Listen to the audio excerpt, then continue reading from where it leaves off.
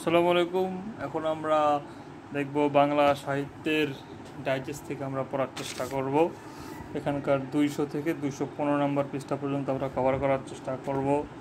তো সবার আগে এখানে আমরা আপনাদেরকে দেখিয়ে দিই আমরা কী কী পড়ছি। এর মধ্যে প্রথমে আছে বিভূতিভূষণ, এরপর আছে কাজী আব্দুল ওদুদ, গোলাম মোস্তফা, তারপর কাজী মোতাহার হোসেন, তারাশঙ্কর, আবুল মনসুর, তারপর জীবনানন্দ দাশ, এদিকে সতীন্দ্রনাথ দত্ত আছে, এদিকে আছে আপনার বিষ্ণু দে, বুদ্ধদেব বসু, অমিয় চক্রবর্তী, জসীমউদ্দিন আছে, তারপর এদিকে জসীমউদ্দিন তো আছে বড়, তারপর আবুল ফজল আছে, মোহাম্মদ মুস্তফা আলী, অন্নদা শঙ্কর রায়, আব্দুল হুমায়ুন কবির, নুরুল মোমেন, মানিক বন্দ্যোপাধ্যায়, আবু জাফর শামসুদ্দিন, সুফিয়া কামাল, অদ্বৈত মল্ল বর্মন, আহসান হাবিব, ফরুক আহমেদ, আব্দুল হাই, সিকান্দার, আবু জাফর, নীলমা ইব্রাহিম, আহমদ শরীফ, সৈয়দ ওয়ালিউল্লাহ, সৈয়দ আলী আহসান, মনির চৌধুরী।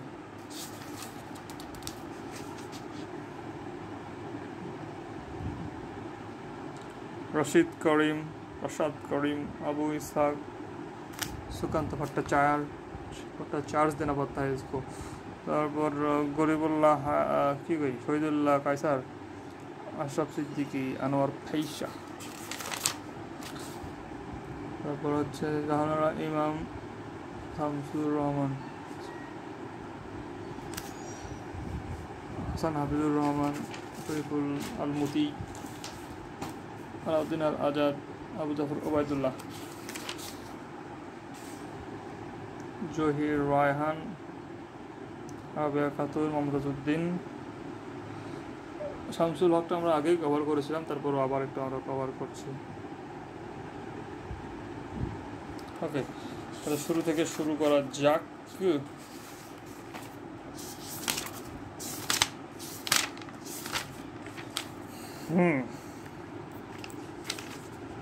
তাহলে বিভূতিভূষণ বন্দ্যোপাধ্যায়, তার জন্ম 1894 সালে, বেশ বয়স্ক লোক এখনকার হিসাবে।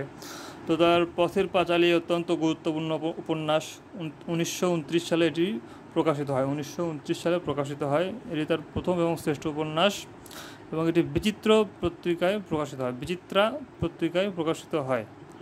তারপর এটি জিন ক্রিস্টোফারের সাথে তুলনীয়। এটি ইংরেজি ও ফরাসি ভাষায় অনুবাদ হয়েছে। উপন্যাসের 3টি ভাগ আছে: বল্লালী বালাই, আমাটির ভেপু আর অক্রুর সংবাদ। চরিত্র আছে ইন্দিরেন ঠাকুরন, তারপর অপু দুর্গা, তারপর হরিহর অপুর বাবা, সর্বজয়া অপুর মা, আর অপুর গ্রামের নাম নিশ্চিন্তপুর। এরপর এই পথের পাঁচালী থেকেই আরেকটা এর পরের পার্টটা, সেটা হচ্ছে অপরাজিত, এটি দ্বিতীয় উপন্যাস। এখানে আছে আপনার অপু, নির্মলা, এগুলা। তারপর আরও গুরুত্বপূর্ণ উপন্যাসের মধ্যে আছে আরণ্যক, তারপর আদর্শ হিন্দু হোটেল, এখানকার চরিত্র হাজারি ঠাকুর, অশনি সংকেত, ইছামতি, তারপর দেবযান, দৃষ্টিপ্রদীপ, অভিযাত্রিক, চাঁদের পাহাড়, হীরামানিক জলে, এগুলো হচ্ছে তার বিখ্যাত উপন্যাস। তো আরণ্যক, ইছামতি, অশনি সংকেত হচ্ছে আপনার 1350-এর বাংলা 1350-এর দুর্ভিক্ষ নিয়ে। দৃষ্টিপ্রদীপ, অভিযাত্রিক, তারপর চাঁদের পাহাড়, এগুলো হচ্ছে তার আরও উপন্যাস। এর পাশাপাশি তিনি ছোটো গল্প লিখছে আপনার মৌরিফুল, তো জোড়া পড়তে হবে মৌরিফুল, আর ওদিকে মেঘমল্লার মৌরিফুল, মেঘমল্লার, আর যাত্রা দল আর কিন্নর দল। তো এটা দুটো দল আছে আর কি, যাত্রা দল আর কিন্নর দল। আচ্ছা, তো বিভূতিভূষণ এই পর্যন্তই। এরপর আমাদের কাছে কাজী আব্দুল ওদুদ, তিনি কিন্তু ওই যে বুদ্ধির মুক্তি আন্দোলনের সাথে জড়িত ছিলেন, যেটা 1926 সালে মুসলিম সাহিত্য সমাজ প্রতিষ্ঠিত হয়, সেখানে তিনি অন্যতম আর কি ওখানকার লেখক ছিলেন। তারপর তার বিখ্যাত প্রবন্ধ হচ্ছে শাশ্বত বঙ্গ। এরপর গোলাম মোস্তফার আপনারা দুইটা কাব্যগ্রন্থ অনেক গুরুত্বপূর্ণ। সেগুলো হচ্ছে বনি আদম আর রক্তরাগ, খুব ইম্পর্টেন্ট। এরপর কাজী মোতাহার হোসেন, এখান থেকে খুব বেশি পাইনি আর কি, তিনি দাবারও ছিলেন ভালো।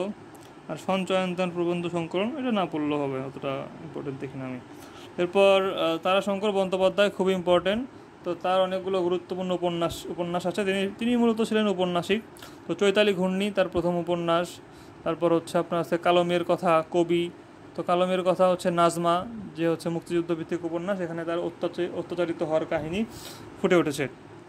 এরপর ডোম সম্প্রদায়ের যে কবি, তাদেরকে নিয়ে লিখেছেন কবি। তারপর হচ্ছে প্রধান চরিত্র এখানে নিতাই। আর 1971 সাল একটা উপন্যাসের নাম। তো অনেকের মতে এটা 1971 সালে প্রকাশিত হয়েছে, এবং অনেকের মতে যে এটা সুৎপাত তপস্যা আর একটি কালো মেয়ের কথা, এই দুটোর সমন্বয় হচ্ছে আপনার 1971। এছাড়া আরও আছে হাসুলি বাকের উপকথা, যেখানে কাহার সম্প্রদায় নিয়ে বলা আছে, যেখানে চরিত্র হচ্ছে করালি আর বানোয়ারি। এটা হচ্ছে কাহার সম্প্রদায় নিয়ে হাসুলি বাকের উপকথা। এরপর তার ত্রয়ী উপন্যাস আছে ধাত্রী দেবতা, গণদেবতা আর হচ্ছে পঞ্চগ্রাম। তার আরও উপন্যাস আছে অরণ্যবন্যী আছে ইম্পর্টেন্টের মধ্যে। তারপর এবং দ্বিতীয় বিশ্বযুদ্ধ পরবর্তী ভারতীয় গ্রামীণ জীবনের সামন্তবাদী সমাজের চিত্র প্রতিফলিত হয়েছে গণদেবতা ও পঞ্চগ্রাম উপন্যাসে। তো এখানে দ্বিতীয় বিশ্বযুদ্ধ পরবর্তী অবস্থা বর্ণিত হয়েছে গণদেবতা আর পঞ্চগ্রাম উপন্যাসে। তারপর এই উপন্যাস পড়লেই হবে, তো মনে রাখার জন্য পড়তে পারেন যে হচ্ছে কালো কালো মেয়ে চৈতালি, মানে কালো কবি চৈতালি সে হাসুলি বাকের উপকথায় গেছে আর কি, সেখানে অরণ্যবর্ণিত দেখা পেয়েছে। আচ্ছা, এরপর আবুল মনসুর আহমেদ, তিনি বেশ ভালো রাজনীতি নিয়ে লিখতেন। তার লেখা আমার দেখা রাজনীতির 50 বছর রাজনৈতিক গ্রন্থ। আর উপন্যাস লিখেছেন তিনি আবে হায়াত, এই দুটো ইম্পর্টেন্ট উপন্যাস, আবে হায়াত আর হচ্ছে আমার দেখা রাজনীতির 50 বছর। এখানে বলে রাখতে হয় তিনি যুক্তফ্রন্টের শিক্ষামন্ত্রী ছিলেন। এখন পড়ব আমরা জীবনানন্দ দাশ। তো তার মাও কিন্তু আসলে ছিলেন কবি, কুসুম কুমারী দাস, এবং তিনি 1899 সালে বরিশালে জন্মগ্রহণ করে 1954 সালে তিনি ট্রাম দুর্ঘটনায় মারা যান।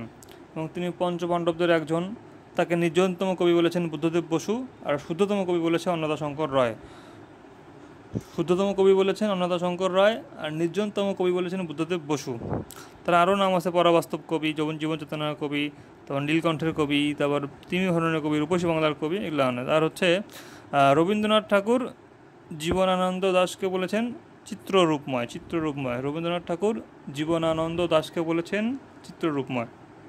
তার কাব্যগ্রন্থের মধ্যে আছে ঝরা পালক, এটি তার প্রথম প্রকাশিত কাব্যগ্রন্থ। এরপর বনলতা সেন আছে, ধূসর পাণ্ডুলিপি আছে, মহাপৃথিবী, 60টি তারার তিমির, রূপসী বাংলা, বেলা অবেলা কালবেলা। আর বিখ্যাত কবিতার মধ্যে আছে আপনার বনলতা সেন, তারপর আপনার আবার আসিব ফিরে, এটা মনে হয় রূপসী বাংলা থেকে কাব্যগ্রন্থ থেকে নেওয়া হয়েছে। আর উপন্যাস আছে মল্লবান, সতীর্থ, কল্যাণী। আর তারপর হচ্ছে তার বিখ্যাত প্রবন্ধ গ্রন্থ আছে কবিতার কথা। আর এডগার এলেন পো, তার যে টু হেলেন কবিতা ছিল, সেখান থেকে জীবনানন্দ দাশ বনলতা সেন কবিতাটি লিখেছেন। তারপর জীবনানন্দ দাশের উপর গবেষণা করেছেন ক্লিন্টন সি বিলি। আচ্ছা, নির্জনতম কবি বলেছেন বুদ্ধদেব বসু। তারপর সুধীন্দ্রনাথ দত্ত, তিনি পঞ্চপাণ্ডবদের একজন, এবং তিনি কখনো উপন্যাস লেখেনি সুধীন্দ্রনাথ দত্ত। আর তাকে বঙ্গদেশে আধুনিক কবিতার প্রবক্তা বলা হয়। তিনি ক্লাসিক কবি। তার হচ্ছে বিখ্যাত কাব্যগ্রন্থ কি তন্নি, অর্কেস্ট্রা আর ক্রন্দশী। তার বিখ্যাত একটা উক্তি আছে, যেটা উটপাখি কবিতা থেকে আসছে, অন্ধ হলে কি প্রলয় বন্ধ থাকে, অর্থাৎ চোখ বন্ধ করে তো কোনো বিপদ এড়ানো যাবে না। তারপর এদিকে আছে আপনার বিষ্ণুদে মার্ক্সবাদী কবি ছিলেন। তো সেখান থেকে উর্বশী ও আর্টেমিসটা আমি পড়ছি, আর হচ্ছে সাত ভাই চম্পাটায়, এই দুটো আমি পড়ছি। আচ্ছা, তারপর আপনার বুদ্ধদেব বসু থেকে তেমন কিছু পড়ি নাই, শুধু পড়ছি তিনি সব্যসাচী লেখক। তো বিষ্ণুদেব থেকে পড়েছি সাত ভাই চম্পা, চোরাবালি আর উর্বশী ও আর্টেমিস। তারপর বুদ্ধদেব বসু থেকে পড়ছি, তিনি হচ্ছে সব্যসাচী লেখক। আর অমিয় চক্রবর্তী থেকে অনিঃশেষ একটু পড়তে পারেন। আর জসীমউদ্দিনটা খুব ইম্পর্টেন্ট আপনার। জসীমউদ্দিন থেকে এখন দেখেন, তার হচ্ছে 1903 সালে ফরিদপুর জেলার তাম্বুলখানা গ্রামে জন্মগ্রহণ করে, এটা তার মামার বাড়ি। আর তার পৈতৃক নিবাস হচ্ছে আপনার গোবিন্দপুর গ্রামে, ফরিদপুরের। তিনি পল্লী কবি। তারপর দীনেশচন্দ্র সেনের সাথে তিনি পল্লীগীতি সংগ্রহ করেছিলেন। আর সুচয়িনী তার হচ্ছে কাব্য সংকলন। এরপর তার বিখ্যাত সাহিত্যকর্ম দেখেন রাখালি, 1927 সালে প্রকাশিত হয়। আর ওদিকে বিভূতিভূষণেরটা পথের পাঁচালী 1929 সালে প্রকাশিত হয়। তারপর আছে নকশিকাঁথার মাঠ, খুবই ইম্পর্টেন্ট, তার শ্রেষ্ঠ রচনা এটা। এখানে রূপাই আর সাজু থাকে এখানে। আর এটার ইংরেজি অনুবাদকে বলা হয় the field of the embroidered quilt. আর অন্যান্য কাব্যগ্রন্থের মধ্যে আছে সজনবাদিয়ার ঘাট, যেখানে সজন আর দুলি আছে। তারপর বালুচর, ধানক্ষেত, কাফনের মিছিল, সকিনা, যে জননী কান্দে, রূপবতী, সুচয়িনী, ভয়াবহ দিনগুলোতে, মাগো জ্বালিয়ে রাখিস আলো, মাটির কান্না, মা যে জননী কান্দে, এগুলো হচ্ছে তার বিখ্যাত কাব্যগ্রন্থ। তারপর বোবা কাহিনী তার একমাত্র উপন্যাস, যেটা তার জীবিত থাকার সময় প্রকাশিত হয়েছিল। আর বউটু বনের ফল মৃত্যুর পর প্রকাশিত হয়। তো এরপর বেদের নাটক আছে আপনার, দেখেন বেদের মেয়ে আছে মধুমালা, পদ্মাপার, পল্লীবধূ, গ্রামের মায়া। বেদের মেয়ে, মধুমালা, পদ্মাপার, পল্লীবধূ, মানে সব গ্রাম টাইপের আর কি। পল্লীবধূ, গ্রামের মায়া, বেদের মেয়ে, এই টাইপের আর কি, পদ্মাপার এরকম। আর বিখ্যাত কবিতা কবর হচ্ছে রাখালির মধ্যে পল্লীজননী, এই কবর আর হচ্ছে পল্লীজননী, এই দুটাই হচ্ছে আপনার রাখালির মধ্যে। কবর, পল্লীজননী দুটাই রাখালির মধ্যে। এরপর নিমন্ত্রণ দেওয়ার জন্য তো আপনাকে ধান সেদ্ধ করতে হবে, এই জন্য ধানক্ষেত থেকে নিমন্ত্রণ। আর মুসাফির আসবে বালুচর দিয়ে, সে প্রতিদান দিতে আসবে, এই জন্য বালুচর থেকে মুসাফির আসছে আর প্রতিদান আসছে। বালুচর থেকে মুসাফির আসছে আর হচ্ছে প্রতিদান আসছে। এরপর ভ্রমণ কাহিনী খুব ইম্পর্টেন্ট। চলে মুসাফির যে দেশে মানুষ বড়, হলদেপুরীর দেশে, অর্থাৎ হলদেপুরীর দেশে মুসাফির চলছে, কারণ সে দেশে মানুষ বড়। আত্মজীবনী আছে তার জীবন কথা। আর শিশুতোষের মধ্যে আছে হাসু, 1 পয়সার বাঁশি, ডালিম কুমার। এটি হচ্ছে তার আসমানি কবিতাটি তার 1 পয়সার বাঁশি থেকে অন্তর্ভুক্ত। আর আসমানি বাড়ি হচ্ছে মাদারীপুর, তৎকালীন ফরিদপুর। তো হাসু এটা হচ্ছে 1 পয়সার বাঁশি থেকে আসছে। হাসু 1 পয়সার বাঁশি, ডালিম কুমার তার শিশুতোষ গ্রন্থ। আর গদ্য গ্রন্থ ইম্পর্টেন্ট খুবই, যাদের দেখেছি স্মৃতিকথা। তারপর ঠাকুরবাড়ির আঙ্গিনায়। গানের সংকলন এর মধ্যে আছে রঙ্গিলা নায়ের মাঝি জারি গান। তার কবর কবিতাটি কল্লোল পত্রিকায় প্রকাশিত হয় ছাত্র অবস্থায়। এবং কবর কবিতায় মোট চরণ আছে 118টি। আর মাত্রাবৃত্ত ছন্দে এটি রচিত। আচ্ছা, জসীমউদ্দিনের রচনা ঠাকুরবাড়ির আঙ্গিনা। তারপর আপনার কোনটি পল্লী কবি, জসীমউদ্দিনের রাখালি অবশ্যই, তাম্বুলখানা গ্রামে। আচ্ছা, কবর কবিতাটি কল্লোল পত্রিকায় প্রকাশিত হয়। এরপর আছে আপনার আবুল ফজল। তো তিনিও হচ্ছে ওই যে মুসলিম সাহিত্য সমাজের একজন আর কি অন্যতম প্রতিষ্ঠাতা আর কি। তিনিও বুদ্ধির মুক্তি আন্দোলনের সাথে জড়িত ছিলেন। তার বিখ্যাত আপনার হচ্ছে স্মৃতিগ্রন্থ হচ্ছে দুদ্দিনের দিনলিপি হচ্ছে তার বিখ্যাত আপনার এই যে দিনলিপি আর কি। আর রেখাচিত্র তার মোটামুটি ইম্পর্টেন্ট, রেখাচিত্র আর হচ্ছে দুদ্দিনের দিনলিপি। আবুল ফজল লিখেছে দুদ্দিনের দিনলিপি। সৈয়দ মুস্তাফা আলী, তার ওই যে আপনার পঞ্চতন্ত্র অনেক ইম্পর্টেন্ট, পঞ্চতন্ত্রের মন্ত্র। তারপর আছে আপনার শিশুতোষ গ্রন্থ, যেখানে চাচা কাহিনী আছে, এই দুটো পড়লেই হবে, চাচা কাহিনী আর পঞ্চতন্ত্র। চাচা কাহিনীর লেখককে সৈয়দ মুস্তাফা আলী। এবার অন্নদাশঙ্কর রায়, এখান থেকে দুইটা আপনি পড়তে পারেন, ভ্রমণ কাহিনী পড়তে পারেন, ইউরোপের চিঠি আর পথে প্রবাসে। আর হুমায়ুন কবির, এখান থেকে উপন্যাস পড়তে পারেন আপনি, নদী ও নারী 1945 সালে হুমায়ুন কবির। আচ্ছা, নুরুল মোমেন, তিনি বিখ্যাত নাট্যকার। তো তার বিখ্যাত যে নাটক এখানে নেমেসিস, তো এই নেমেসিস হচ্ছে আপনার 1350 সালের, অর্থাৎ বাংলা 50-এর মনন্তরের কাহিনী এখানে তুলে ধরেছেন। যে একদল আপনার স্বার্থপর লোক, তারা কীভাবে খাদ্য মজুদ দেখে এই দুর্ভিক্ষটা ঘটাচ্ছে, সেটা এখানে প্রকাশ করেছেন তিনি। এবং এটা শনিবারের চিঠি পত্রিকায় প্রকাশিত হয়, দ্বিতীয় বিশ্বযুদ্ধের পরে যে আপনার মনন্তর হয় সেটাই আর কি। আর গ্রিক প্রতিহিংসার দেবীর নাম নেমেসিস।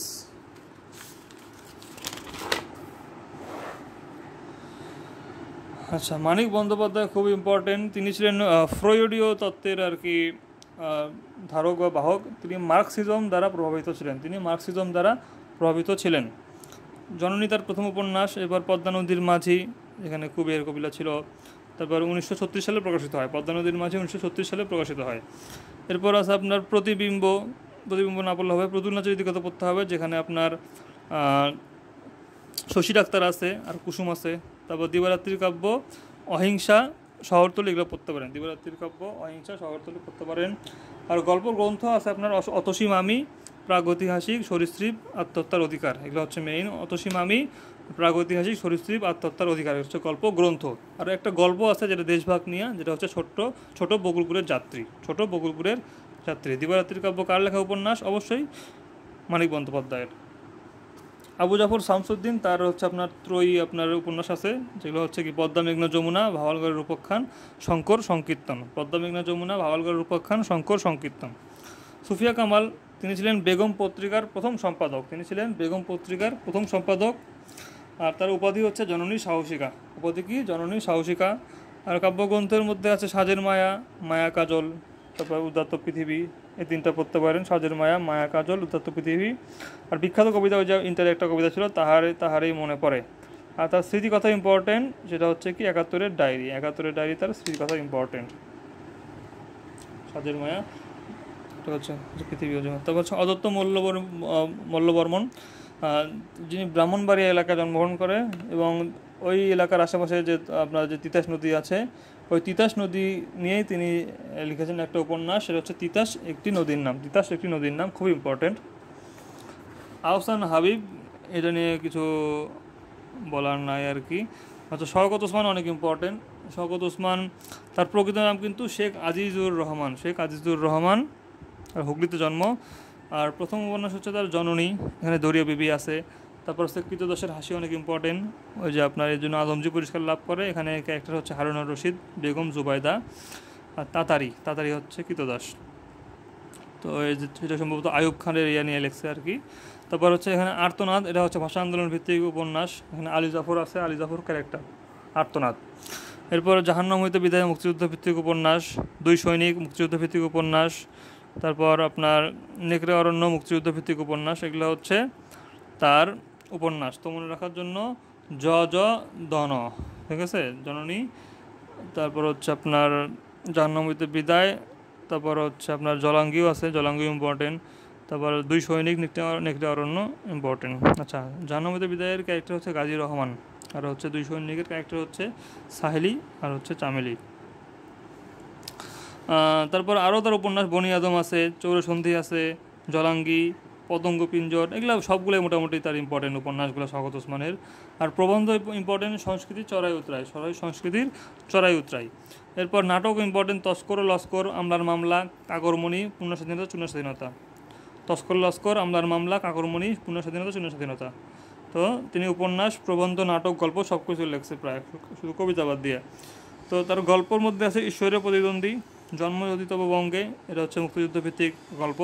আর মৌন নয়, এটা হচ্ছে ভাষা আন্দোলনের গল্প। আচ্ছা, রচনা নয়, এটা হবে আপনার ভেজাল। আচ্ছা, এরপর ফররুক আহমেদ, যিনি হচ্ছে মুসলিম রেনেসাঁর কবি, এখনকার প্রেক্ষাপটে খুব ইম্পর্টেন্ট। তো তার সাত সাগরের মাঝি, এটা হচ্ছে তার শ্রেষ্ঠ কাব্য আর কি, এখানে ইসলামের ইতিহাস বলা হয়েছে। তারপর হাতিম তাই আছে। মুহূর্তের কবিতা তার হচ্ছে সনেট সংকলন। এরপর নৌফেল ও হাতিম আছে, সিরাজুম মুনিরা আছে। তার বিখ্যাত কবিতা পাঞ্জেরি। আচ্ছা, এরপর মোহাম্মদ আব্দুল হাই আছে। আচ্ছা, সিরাজুম মুনিরা কাব্যের রচয়িতা। ফররুক আহমেদ, ইসলামের ইতিহাসে সংস্কৃতি কোন কাব্যের উপজীব্য, সাত সাগরের মাঝি। আচ্ছা, তারপর মোহাম্মদ আব্দুল হাই হচ্ছে তার ধ্বনিবিজ্ঞান ও বাংলা ধ্বনিতত্ত্ব, এটার জন্য তিনি স্মরণীয় হয়ে আছেন। ধ্বনিবিজ্ঞান ও বাংলা ধ্বনিতত্ত্ব, তিনি স্বরধ্বনিতে আপনার ধ্বনিটি যুক্ত করে আর কি। তারপর তার বিখ্যাত ভ্রমণ কাহিনী আছে, বিলেতে 750 দিন। আচ্ছা, মোহাম্মদ আব্দুল হাই রচিত ধ্বনিবিজ্ঞান বিষয়ে গ্রন্থের নাম কি? ধ্বনিবিজ্ঞান ও বাংলা ধ্বনিতত্ত্ব। সিকান্দার আবু জাফর তিনি সমকাল পত্রিকার প্রতিষ্ঠাতা সম্পাদক। তিনি সমকাল পত্রিকার প্রতিষ্ঠাতা সম্পাদক এবং তিনি সিরাজউদ্দৌলা নাটক লিখছে, খুব ইম্পর্টেন্ট। সবার আগে লিখছিল গিরিশচন্দ্র দাস, তিনি হচ্ছে সবার আগে এই হচ্ছে সিরাজউদ্দৌলা নিয়ে নাটক লিখছে। এরপর লিখছে সিকান্দার আবু জাফর, তারটাই আমরা সম্ভবত যে ইন্টারে আমরা পড়েছি নাটক হিসেবে আনন্দপাঠ বইয়ে। এরপর নীলিমা ইব্রাহিম, তো তার প্রকৃত নাম আসলে নীলিমা রায় চৌধুরী, তার প্রকৃত নাম নীলিমা রায় চৌধুরী। তারপর তিনি বাংলা একাডেমির প্রথম নারী পরিচালক ছিলেন। তিনি বাংলা একাডেমির প্রথম নারী পরিচালক ছিলেন। আর প্রবন্ধ গবেষণা তিনি লিখেছেন আমি বীরঙ্গনা বলছি, এটা পড়লেই হবে। প্রথম প্রবন্ধ গবেষণা আমি বীরঙ্গনা বলছি। আর উপন্যাস লিখছে 20 শতকের মেয়ে, এক পদ দুই বাক, বন্যী বলায় কেয়াবন সঞ্চারিণী, এটা না পড়লে হবে। মেইনলি তার হচ্ছে নাটক খুব ইম্পর্টেন্ট, যে অরণ্যে আলো নেই, মুক্তিযুদ্ধ ভিত্তিক। আচ্ছা, প্রবন্ধ হচ্ছে আমি বীরঙ্গনা বলছি, উপন্যাস 20 শতকের মেয়ে, এক পদ দুই বাক, বন্যী বলায় কেয়াবন সঞ্চারিণী। আহমেদ শরীফ, তার বাঙালি ও বাংলা সাহিত্য খুব ইম্পর্টেন্ট, প্রবন্ধ গ্রন্থ বাঙালি ও বাংলা সাহিত্য। আর বাঙালি ও বাংলা সাহিত্য গ্রন্থ কে রচনা করে? অবশ্যই আহমেদ শরীফ। আহমেদ শরীফ মরে যায় কবে? 1999 সালে। সৈয়দ ওয়ালিউল্লাহ, তো তার উপন্যাস এবং নাটক ইম্পর্টেন্ট। তো উপন্যাস লিখছে তিনি লাল সালু, যেটা একটা কালোত্তীর্ণ উপন্যাস হিসেবে পরিচিত। এখানে মজিদ, খালেক ব্যাপারী, জমিলা, রহিমা ক্যারেক্টার আছে। আর কাদো নদী কাদো, এখানে মোস্তফা কফিল উদ্দিন, সখিনা আছে। কাদো নদী কাদো তার উপন্যাস। তারপর চাঁদের অমাবস্যা তার উপন্যাস, এখানে আরেফ আলী খুব ইম্পর্টেন্ট ক্যারেক্টার। আরেফ আলী শিক্ষিত যুবক। তারপর কাদের আছে, আলফাজউদ্দিন আছে। চাঁদের অমাবস্যা, আরেফ আলী। চাঁদের অমাবস্যা, আরেফ আলী। চাঁদের আরেফ, যেহেতু আরেফ অনেক শিক্ষিত, এই জন্য সে চাঁদের। তারপরে আগলে এশিয়ান, ইংরেজি ভাষায় রচিত তার উপন্যাস। তারপর গল্পগ্রন্থ লাগবে না। আচ্ছা, গল্প একটা বলতে পারেন, হঠাৎ আলোর ঝলকানি আর একটি তুলসী গাছের কাহিনী। আর নাটক খুব ইম্পর্টেন্ট, বহিপীর তরঙ্গভঙ্গ সুরঙ্গ আর উজানে মৃত্যু। বহিপীর তরঙ্গভঙ্গ সুরঙ্গ, উজানে মৃত্যু নাটক। সুরঙ্গ তো উজানেই করবে, তাই না? এই জন্য উজানে মৃত্যু নাটক। আচ্ছা, হঠাৎ আলোর ঝলকানি আর এই তুলসী গাছের কাহিনী তার হচ্ছে গল্প। সৈয়দ ওয়ালিউল্লাহ লেখা নাটক কোনটি? নাটক হচ্ছে তাহলে বহিপীর। চাঁদের অমাবস্যা উপন্যাসে যুবক শিক্ষকের নাম হচ্ছে আরেফ আলী। সৈয়দ আলী আহসান, তিনি কি করছে, আমাদের জাতীয় সঙ্গীত তিনি ইংলিশে অনুবাদ করেছে। মুনির চৌধুরী, তার বাসা হচ্ছে মানিকগঞ্জে। তার প্রকৃত নাম আবু নঈম মোহাম্মদ মুনির চৌধুরী। তিনি বিখ্যাত টাইপরাইটার মুনির অপটিমা তৈরি করে।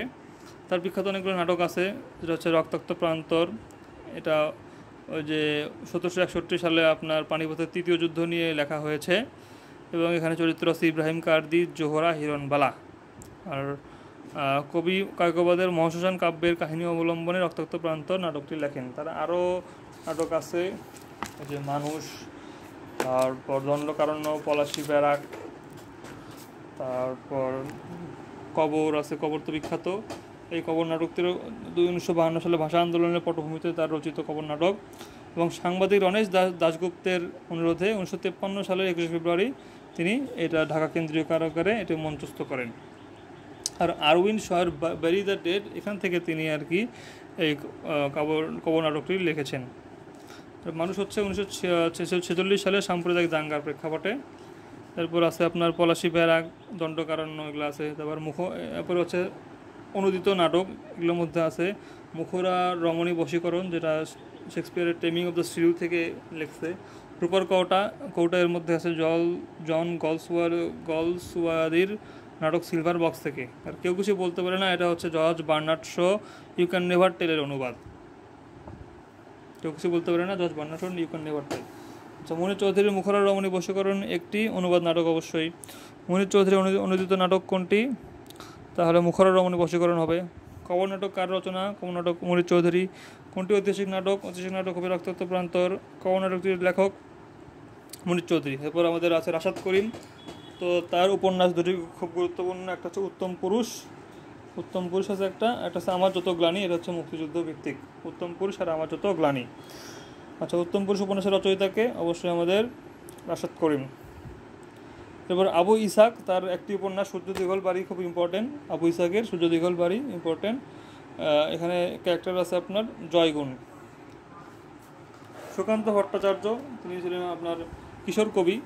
তো তার কাব্যগ্রন্থ ছাড়পত্র হরতাল আর হচ্ছে আকাল পড়তে পারেন। আকালটা যেহেতু এখন ফ্যাসিবাদী বিরোধী লেখা লিখছিল, আকাল এখন খুব ইম্পর্টেন্ট। তো ছাড়পত্র হরতাল আকাল, হরতাল হয়েছে এই জন্য ছাড়পত্রের আকাল হয়েছে, ঠিক আছে। তারপর কবিতা 18 বছর বয়সে এটি ছাড়পত্র থেকে তিনি লিখছে। কবিতা 18 বছর বয়সে ছাড়পত্র থেকে লিখছে। তার বিখ্যাত একটা কবিতা, সেটা হচ্ছে রানার। কোনটি সুকান্ত ভট্টাচার্য কর্তৃক রচিত? তাহলে হবে হরতাল। হরতাল হচ্ছে তার সুকান্ত কর্তৃক রচিত। শহীদুল্লাহ কায়সার, তার প্রকৃত নাম কি? তার প্রকৃত নাম হচ্ছে আবু নঈম মোহাম্মদ শহীদুল্লাহ।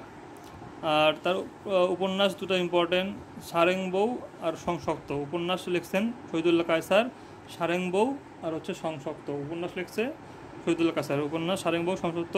তো সারেং বউ হচ্ছে আপনার উপকূলীয় সমুদ্রের উপকূলীয় জীবন কাহিনী। এখানে কদম, সারেং, নবীতুন এগুলো হচ্ছে ক্যারেক্টার। আর সংসক্তক, এটাতে আপনার হচ্ছে ভারতবর্ষে ব্রিটিশ সাম্রাজ্যের উপসংহার, তারপর দ্বিতীয় বিশ্বযুদ্ধের পটভূমি ও বিস্তার, তারপর বাংলাদেশ কীভাবে হইলো, এগুলা নিয়ে আলোচনা করছে এই সংসপ্তকে। তো সংসপ্তক অর্থ যুদ্ধে জয়লাভ বা মৃত্যু এমন প্রতিজ্ঞাবদ্ধ শ্রেণী। তো সংসপ্তক উপন্যাসকে লিখছে শহীদুল্লাহ কায়সার। তিনি কিন্তু ছিলেন আপনার ওই যে ইয়ার ভাই, জহির রায়হানের ভাই। আচ্ছা, আশরাফ সিদ্দিকী পড়ি নাই। এবার আনোয়ার পাশার একটা উপন্যাস রাইফেল রুটি আওরাত, যেটা মুক্তিযুদ্ধের পটভূমিতে প্রথম উপন্যাস। সেটা হচ্ছে আপনার রাইফেল রুটি আওরাত। তো রাইফেল রুটি আওরাতের রচয়িতাকে আনোয়ার পাশা। এরপর জাহানারা ইমাম তিনি ছিলেন হচ্ছে শহীদ জননী বলা হয় তাকে। যেহেতু তিনি শহীদ জননী, তার বুকের ভিতরে আগুন, এটা হচ্ছে তার মুক্তিযুদ্ধ ভিত্তিক গ্রন্থ হচ্ছে বুকের ভিতরে আগুন। আর দিনলিপি লিখছে তিনি 71-এর দিনগুলি। আর হচ্ছে কিশোর উপন্যাস বা মুক্তিযুদ্ধ ভিত্তিক প্রবন্ধ বুকের ভিতরে আগুন। শামসুর রহমানের জন্ম নরসিংদী জেলায়। তো তার ছদ্মনাম আছে মজলুম আদিব, মৈনাক, সিন্দাবাদ, চক্ষুষ্মান, লিপিকার, নৈপথ্য, জনান্তিকে। এখানে মজলুম আদিব আর মৈনাক এই দুটো খুবই ইম্পর্টেন্ট। তার ডাকনাম কিন্তু বাচ্চু, এবং তিনি নাগরিক কবি হিসেবে পরিচিত। আচ্ছা, তার অনেকগুলো সাহিত্যকর্ম আছে, তার কাব্যগ্রন্থ অনেকগুলা, যেমন যে প্রথম গান, দ্বিতীয় মৃত্যুর আগে, বাংলাদেশ স্বপ্ন দেখে, ধ্বংসের কিনারা বসে, রৌদ্রকরটিতে, নিজ বাসভূমে, দুঃসময়ের মুখোমুখি, প্রতিদিন ঘরহীন, তারপর বিধ্বস্ত নীলিমা, বন্দি শিবির থেকে, নিরালোকে দিব্যারত, ফিরিয়ে দাও ঘাটক কাটা, ইকারুসের আকাশ, উদ্ভট উটের পিঠে চলছে স্বদেশ, তারপর বুক তার বাংলাদেশের হৃদয়, গৃহযুদ্ধের আগে, শিরোনাম মনে পড়ে না। এগুলো তার বিখ্যাত কাব্যগ্রন্থ অনেকগুলো আছে। এবার কবিতাও অনেক বিখ্যাত আছে। 1949 আছে তার প্রথম কবিতা।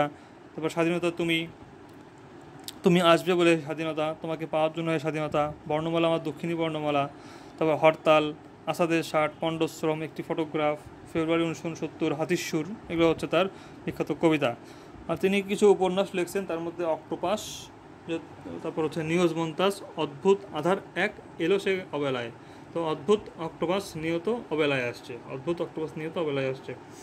তার শিশুতোষের মধ্যে আছে আপনার বেলাটিং, ধান ভাঙলে করে দেবো, এই দুটো পড়লে হবে। তো কাব্যগ্রন্থ লিখছে তিনি, উপন্যাস লিখছে আর শিশুতোষ লিখছে। আচ্ছা, বন্দি শিবির থেকে তিনি স্বাধীনতাকালীন সময়ে তিনি লিখছেন, যখন তিনি আর কি হয়তো ভারতে ছিলেন, চলে গেছেন তখন। আর বঙ্গবন্ধু হত্যার পর তিনি লিখেছেন ইকারুসের আকাশ।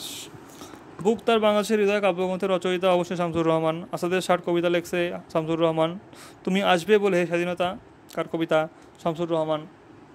পাহাড়তলি গ্রামে জন্মগ্রহণ করে, এটা আপনার কী হবে? শামসুর রহমানের জন্ম পুরান ঢাকার মাহুটটলিতে, তার পৈতৃক নিবাস নরসিংদী জেলার রায়পুরা। আচ্ছা, কোনটি শামসুর রহমানের রচনা? তাহলে নিরালোকে দিব্যরত। আচ্ছা, আবদুল্লাহ শরফুদ্দিন, তিনি বিজ্ঞান বিষয় লিখছে, আবিষ্কারের নেশায়, এগুলো না বললে হবে। সাগরের রহস্যপুরী। আচ্ছা, হাসান হাবিবুর রহমান তার তিনি হচ্ছে 21শে ফেব্রুয়ারি তার হচ্ছে বিখ্যাত সংকলন আর কি, 21 নিয়ে সংকলন, সেটার জন্য তিনি বিখ্যাত। আর তার কবিতা আছে অমর 21। তো তার সংকলনের জন্য তিনি বিভিন্ন বিখ্যাত আর কি, 21শে ফেব্রুয়ারি সংকলন। আর আলাউদ্দিন আল আজাদ তিনি উপন্যাস লিখছে 23 নম্বর চলচ্চিত্র, যেখান থেকে একটা মুভিও বানানো হয়েছে পরে বসুন্ধরা নামে। আর কর্ণফুলী তার শ্রেষ্ঠ উপন্যাস, কর্ণফুলী তার শ্রেষ্ঠ উপন্যাস, যেখানে নদী তীরের আর কি মানুষের দুঃখ কষ্ট দেখানো হয়েছে। কর্ণফুলী নদীর আশেপাশে যারা উপজাতি আছে তাদের নিয়ে আর কি তিনি লিখছেন। তো এই চরিত্রসমূহ আছে রাঙ্গামিলা, ইসমাইল, জলি, রমজান, এগুলো। তারপর মানচিত্র আছে, মানচিত্র কাব্যগ্রন্থ তার আছে। তো সেখান থেকে কিন্তু তার স্মৃতিস্তম্ভ বিখ্যাত কবিতাটা তিনি পাওয়া যায় তার মানচিত্র থেকে, মানচিত্র কাব্যগ্রন্থ থেকে। তারপর আপনার তার নাটকের মধ্যে আছে নরকে লাল গোলাপ, যেটা হচ্ছে মুক্তিযুদ্ধ ভিত্তিক, নরকে লাল গোলাপ মুক্তিযুদ্ধ ভিত্তিক। আচ্ছা, তারপর ক্ষুদ্র জাতিগোষ্ঠী নিয়ে লেখা উপন্যাস অবশ্যই কর্ণফুলী। আচ্ছা, আবু জাফর ওবায়দুল্লাহ তার বিখ্যাত কাব্যগ্রন্থ আছে আপনার, তিনি ছিলেন হচ্ছে বাংলাদেশ সরকারের পররাষ্ট্র সচিব ছিলেন এক সময়। তারপর সাত নরীর হার তার কাব্যগ্রন্থ। আমি কিংবদন্তির কথা বলছি তার বিখ্যাত কাব্যগ্রন্থ। আর বিখ্যাত কবিতার মধ্যে আছে আমি কিংবদন্তির কথা বলছি, কোনো এক মাকে মাগো ওরা বলে। আমি কিংবদন্তির কথা বলছি, কোনো এক মাকে মাগো ওরা বলে।